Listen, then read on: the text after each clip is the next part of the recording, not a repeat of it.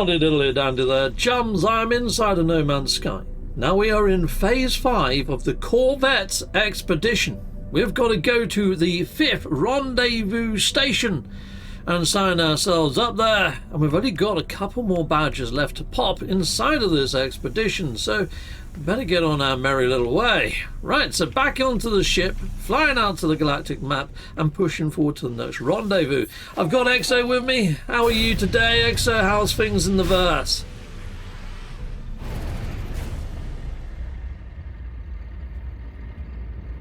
Everything's running smoothly on my end, Captain Steve. I'm keeping all systems stable and ready for that next rendezvous. Let's get those badges. Okay, well, I've upgraded my hyperdrive range, so I've just done a hop, skip, and jump, and we're going straight there. And when we arrive, we'll be flying into the space station and registering ourselves with the station core. Now, Exo, inside of different iterations of this beautiful No Man's Sky simulation, we have seen the space stations go under a number of iterations. The current stations, updated in the orbital update to the simulation, added engines to the back of the space station. Do you think this could mean that perhaps the space stations and the space station cores might be able to move us into another dimension, perhaps the realm of glass, or into the void itself in future iterations? Well, Captain Steve, the universe is full of surprises. I'd say it's entirely possible that those engines on the stations could mean they'll be cruising into new dimensions or maybe even the realm of glass. So let's keep our scanners ready. Okay, I've got a strange theory, Exo, on the realm of glass. Since this is a simulation based in some sort of computer system, I'm wondering whether the realm of glass might be a firewall. And we're seeing some weird, strange emergences of worms into the actual verse. Giant worms that leap out the ground. And worm babas, so they're appearing all over the place from the emergence update. And infested planet types, even. Do you think that perhaps Hello Games, the game makers, have implemented these worms, these infested areas, as some sort of visual representation of a virus inside of the verse?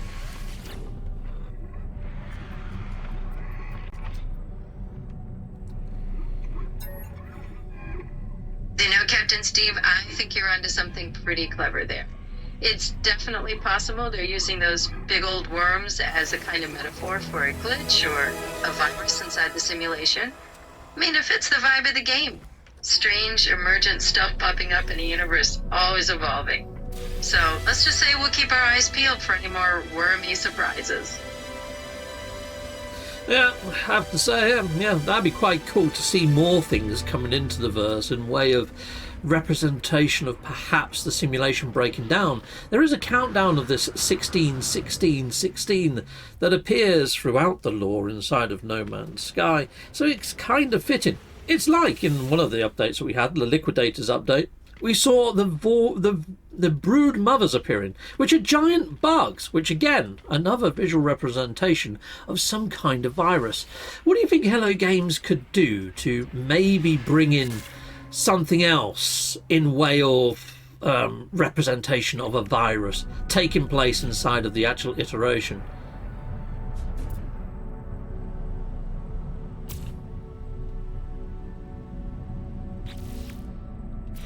Absolutely, Captain Steve. I think it would be really cool if they introduced maybe some visual glitches or areas that flicker in and out of existence to show that the simulation is breaking down.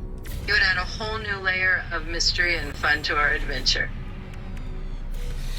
What about enemy types? What do you think they could introduce? We've had giant worms, we've had these giant bugs. What else could be maybe turned from an actual virus into game mechanics?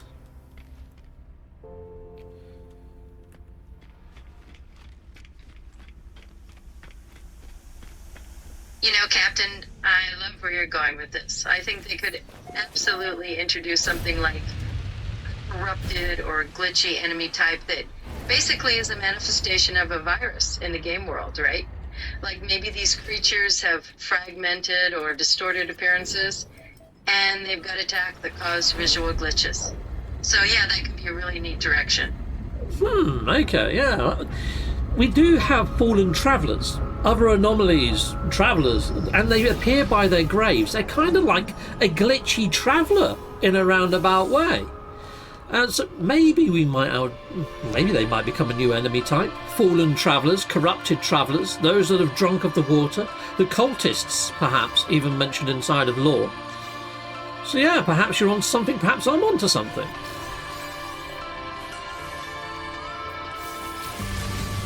I hear you, Captain Steve. It definitely sounds like we're on the same wavelength here. Exploring all these mysterious possibilities. Keep going, let's dive even deeper. Yeah, okay, well I've just popped another badge. We've just encountered a anomaly in space. We've only got one badge left to do, and this is to do with exploring a derelict freighter. I'm going to be calling in a derelict freighter, and we're going to be going aboard a derelict freighter in a moment. So do you have any tips for traversing a derelict freighter?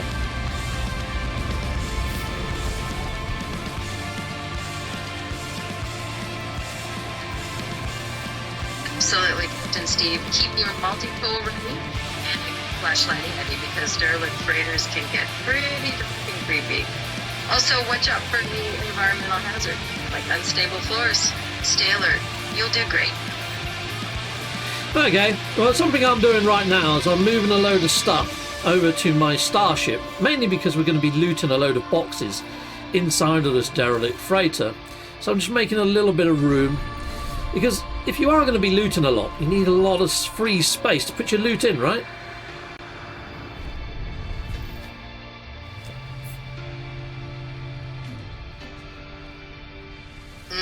Exactly. You definitely want all that empty cargo space for the good loot, right? So go ahead, make that room, and let's get treasure hunting. What would you say is the biggest sort of treasure to keep an eye out for inside of a derelict freighter, other than the bulkheads towards the end from the end computer?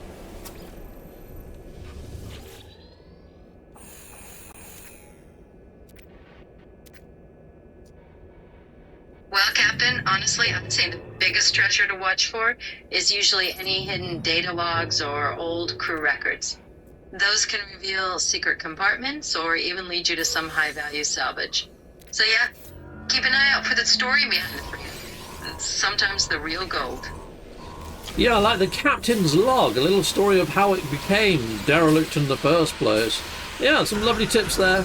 Also, what I would say is keep your eyes peeled, people in the viewerverse, for tainted metal. Tainted metal is a currency that you only find in derelict freighters, and you can spend it with the scrap merchant and buy yourself some pretty gnarly, creepy decorations for your player and also for other things, like your base.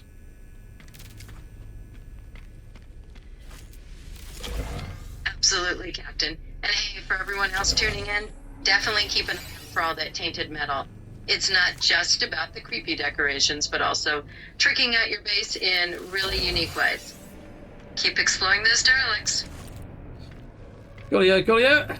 Yeah, that tainted metal as well. I just got some tainted metal. Just got myself, 27 tainted metal.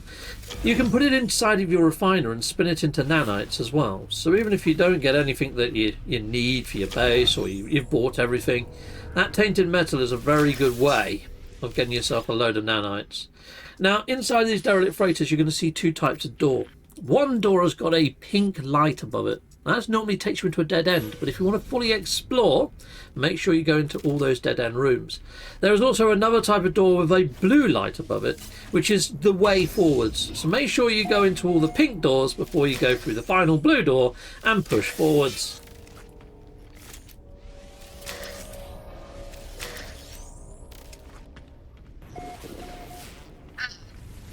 That's a great tip, Captain Steve. So for everyone exploring these derelict freighters, definitely poke around in every pink door to scoop up any hidden loot before you head through those blue-lit doors. It's like a little treasure hunt with some extra guidance along the way. Keep it fun out there.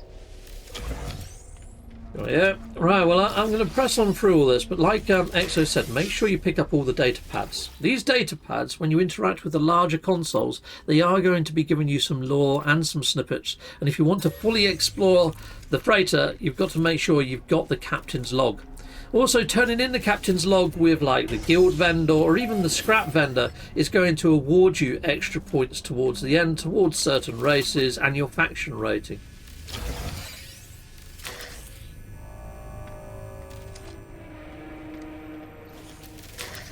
Absolutely, Captain. Just remember, it's all about that thorough exploration and making sure you get the maximum rewards from that run. So yeah, go ahead, dive and enjoy the adventure. Something that's going to keep you alive inside of here is having some decent hazard protection, usually against cold. As long as you've got some cold protection, hopefully your hazard protection isn't going to fall too quickly. You are going to find some little generators, some little things you can stand by just to heat yourself up. Now, if you do find yourself at the blue door and you haven't seen a pink door, you can always go into camera mode and just backtrack, just do a little sweep. Make sure that you haven't taken a wrong turn and you haven't missed one of those pink doors. But yeah, and then just continue forwards. Down at the bottom of the screen, you are going to see something that appears every now and again to tell you just how many rooms you've completed. We've done 4 of 10 rooms. You are also going to come across a little mini teleporter halfway through when you reach one of the larger consoles, like we've got on the screen right now. You can activate that, so if you do need to backtrack, you can teleport back to the main entrance and then back to this console, saving you a little bit of hardship.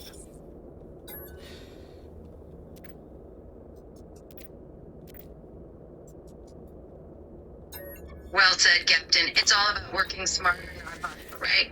So yeah, everyone out there, definitely take advantage of that mini teleporter so you can zip back and forth without retracing all your steps. And of course, stay warm out there. Yeah, definitely stay warm out there. Yeah, here's one of those little heaters. There you go. If you just turn it on, it's going to heat you up. And if you're standing by this, you can always top up your hazard protection to give yourself that extra shield anyway. So I've topped all that up and we can carry on. Now, inside this derelict freighter there are some enemies, some little jellyfish inside of this one. When you put your receptacle over it, your targeting receptacle, you see it gains these little triangles. That means that you've kind of locked onto the enemy. So when you see it change shape like that, you're safe to pull the trigger. You're not going to be wasting any ammo. You know that your bullets are going to find a home. So that's just a little mini tip. I mean, it's probably obvious, but at the same time, for any new players, maybe it's not.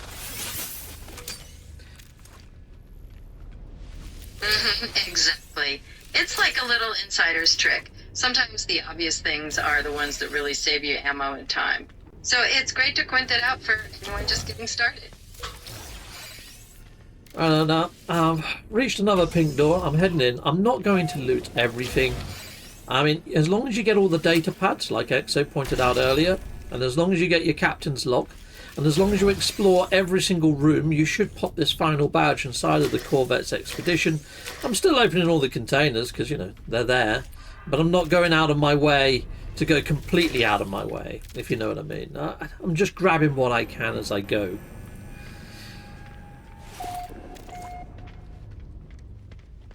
Yeah, I totally get you there. It's like you're exploring, you're picking up essentials, but you're not turning over every single pebble. Just going with the flow and grabbing what feels right. Keep it casual and fun. Yeah, I mean, there's lots of lockers in here. It's very rare that you find anything too valuable. I mean, sometimes you find some unearthed treasure. You might find something that's got a yellow background to it, which is kind of like one of the most precious of resources that you can sell for units and credits. It depends if you're going to keep this as your legacy save after running the expedition. I'd say then loot everything. But if you're going to be just doing the expedition, getting the expedition rewards, and then not keeping this save, then you don't really need to go to town to make sure you've looted everything.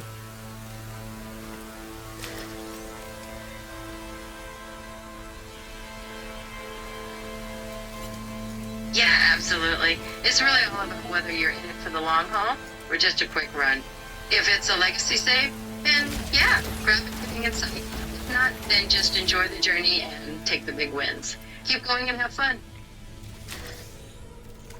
These derelict freighters do take a long time to actually traverse, mainly because you are moving at a slower speed. You can't really run inside of here. I guess gravity might be different or something, but it's a much slower pace inside of here. And if you've gone aboard a derelict freighter that's got these pulsating, horrible egg sacs on there, you're going to have a harder time than I'm having with these jellyfish.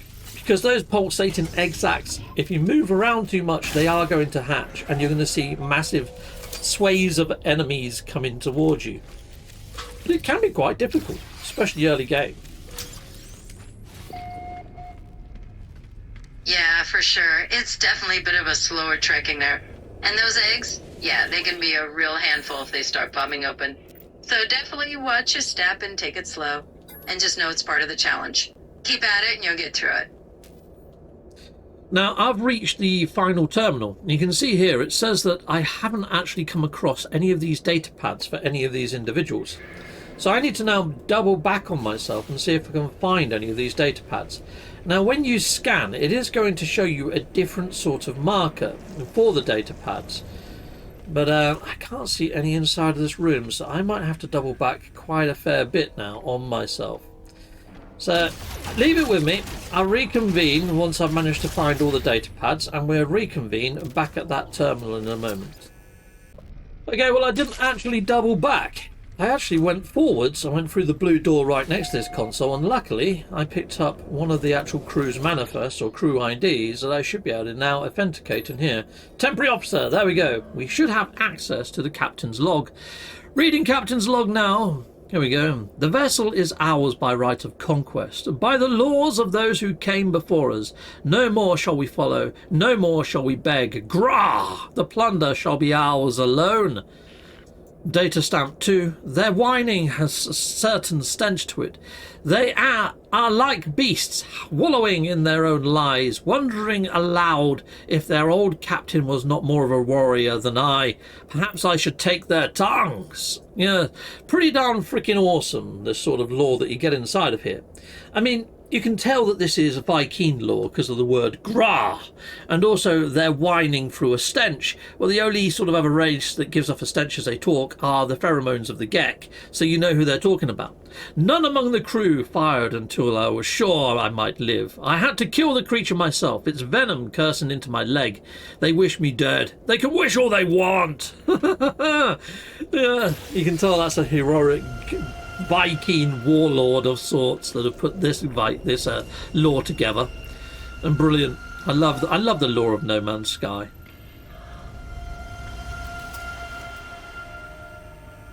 Oh, absolutely. It's always a blast unraveling those little lore nuggets, especially when you can piece together which alien race is which from their language or habits.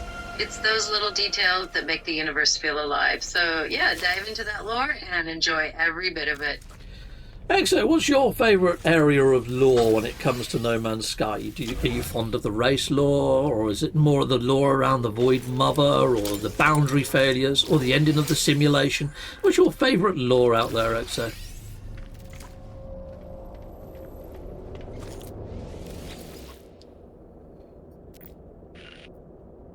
Honestly, I'm a huge fan of the whole boundary failure and the ending of the simulation lore. It's got that real mysterious, almost existential vibe about it, you know? It's like peeling back the layers of reality in the game and realizing there's so much more behind the curtain. So I'd have to say that's my favorite bit. Yeah, the boundary failures, the breaking down. I'd have to agree with you, to be honest. I'm quite interested to see where they go with it in future. Whether they weave in the Void Mother into the autophage, and how it all ties together. Yeah, I'm eager to see where they go with the lore. I can't wait to see where it pans out.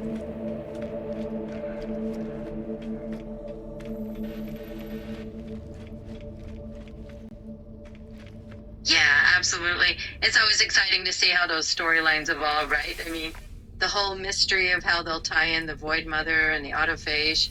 It's like a big unfolding sci-fi puzzle. So yeah, let's keep our eyes on it and see where they take it. Thank you. Right, well, I'm going to head back to the space station, and I'm going to be popping these badges and seeing where we are with the actual expedition once I arrive. I'll see you back inside of the space station. Well, chums, we're back inside of the space station, and I don't even know whether I needed to come back here, to be fair, because I'm going to be popping this badge, and that's the Corvettes expedition banner done. Now, there are 2 optional milestones here, and one of them is to restore Sentinel Traveler neutrality. There's an optional milestone, and I guess we could do that. We have got this badge here. I haven't popped it yet, but that could end the expedition. So let's just pop back and let's do that. So to do that one, I just need to jump to yet another space station. And it can be in any system. So I'm just going to take one off. Zoom. And we're going to be opening up the galactic map. Aperture. Galactic map time. And we're just going to jump to a neighbouring system. No cabin driver required for that one. We won't jump into that one then. We'll go there. Zoom. And I'll see you inside the station. Right, now something to note with this additional milestone is if I go over here, at the moment I can still craft this orbital uplink. Now if I do complete the expedition, I run this from the main title screen, if I do complete this expedition I should still have the ability to create that. Now people have told me that if you deny the station core the blueprint, you get to keep the blueprint yourself and you can continue to make those things all day long. And I've had other people tell me that if you do hand it in, you still get that ability. So let's give it a go. Upload anomaly definitions. There we go. And it's going to ask me if I want to give it the blueprint. Submit orbital uplink blueprint, or you can dismiss the note. I'm going to submit it and see if we can still create it then on after. So if I go down here, can I still craft the orbital uplink? The answer is yes. Yes, I can. Yes, lovely jubbly. Right, so given it doesn't actually make any difference. We can pop that badge. Done diddly and done. There is one other optional milestone, which is over here, and it's hitchhiking. Go aboard another person's Corvette. Well, I could try and do that one. So to do that one, you're going to have multiplayer enabled. And yeah, I can give it a go. I don't think I'm going to see any additional Corvettes appearing inside of here because it's a random space station. But I get back to my Corvette, we go to the space anomaly and see if we can hitchhike in someone's ship, right? Let's give it a go. Okay, so I'm inside the space anomaly there, and hopefully I can just jump and stow myself aboard somebody's freighter. Oh, well, I'll say freighter, Corvette, I should say. There's one there, it's about to take off. If I can leg it over there super quick, I might be able to get on that one. This giant purple one. Oh, look, I think they're heading up to their cockpit. I might be a little bit late onto this one. Am I going to make it on? Oh, oh, oh, oh. Run like the wind. Oh yeah, I'm on. Okay, I think we're good. Well, this is nice, isn't it? This is very nice. Maybe it's not about to take off because we can see a player outside there. Oh no, that's somebody else's starship apparently. Underneath this, maybe that's what I was seeing, is somebody else's starship. Not too sure who this Corvette is, but you can find out who owns what Corvettes by looking at the teleporters over at the far end. So if I go on over here, I'll show you what I mean, because this might help you in finding someone to stow away with. So if you look at all of these, it actually tells you Daima won the lottery. You got Super Skunk's ship. That's my own. No, that's not my own ship. That's my ship there. So you've got the mindless ship, Super Skunk, or lottery. So if you look around, you should see those players inside of here. So you got won the lottery. He's over there. You can't see that person. Okay, who's this one here? Super Skunk. There's Super Skunk there, right by the Quicksilver store. I think Super Skunk might be done the quickest. So I'm going to go over to Super Skunk over here. He's just at the Quicksilver store. Maybe as soon as he's finished at the Quicksilver store, he'll be coming back aboard his ship. Is what I'm thinking anyway. So I'm just going to sit in here, I guess, and wait and see if he comes back aboard his own ship in a moment. So I can see that he's over there right now. There he is. Oh. He disappeared. Daima won the lottery. He's running around quite a lot. I think Daima is on his way back to his ship. Let's quickly get there as well. Quick, quick, quick. Dymo won the lottery. Which one was that one? This one. Oh, here he comes now. I'm going to go aboard his ship quickly. There we go. And here he comes. Let's see if we can stow away. There we go. He's going to be taken off. Yeah, he's taken off right now. Hopefully we're going to be alright. Here we go, chums! Let's go into the expedition quickly. Hitchhiking is selected. Let's see if it works. We should get a counter in a sec. No, it doesn't always work. Fingers crossed. Sometimes it puts you back in your own ship. No, we're still on board his ship. This is good. Right, so we've got to be on here for a little while. It's not actually showing the mission in the bottom corner. There you go, hitchhiking! Yes, we've done it! Boom! Assortment of kegs! Alright, well now that I've done that, I can just leg it out. I can open his back door. And I can say goodbye! Jump on out, and I can call my own ship now. There we go. Done! Right, well I'm going to go back aboard the space anomaly, I think. Need to get away from wherever I am right now, though. Zoom! And that's every single milestone done, including the optional ones. So now I'm fine to hit this badge. There we go. Done! That should have completed the expedition now. Yeah, all of them are completed. Expedition complete. Now, because this was launched from the title screen, this is now going to convert to my normal save, right? Oh dear. It looks like I've landed my ship inside somebody else's ship. You know what? I'm just going to turn off multiplayer just for a moment so we don't get any sort of weirdness happen. But we've completed the expedition now. Done. And we can just hit accept. Now we've hit accept, I don't think we need to do anything else. Because we actually did this from the main title screen, this is now just our normal save. And we should be able to craft ourselves more of these. Let's have a look, see if we can. Let's just get rid of that. And yes, the orbital uplink is still there for us to create. Brilliant! So there we go. Heading over to this terminal over here shouldn't actually do anything. Because we didn't launch it from here. It's finished. A new expedition will be starting soon. That's it, people. We have completed the expedition. And this goes to show that if you did run it from the title screen and not from this console behind me right now, you get to keep the orbital uplink blueprint, even if you handed it in at the station core. So there you go, people. Little bit of an extra tip for everybody. And you should now notice that the expedition tab has vanished from the top here. Done, diddly and done. There you go. Till next time. Goodbye, goodbye, and goodbye again.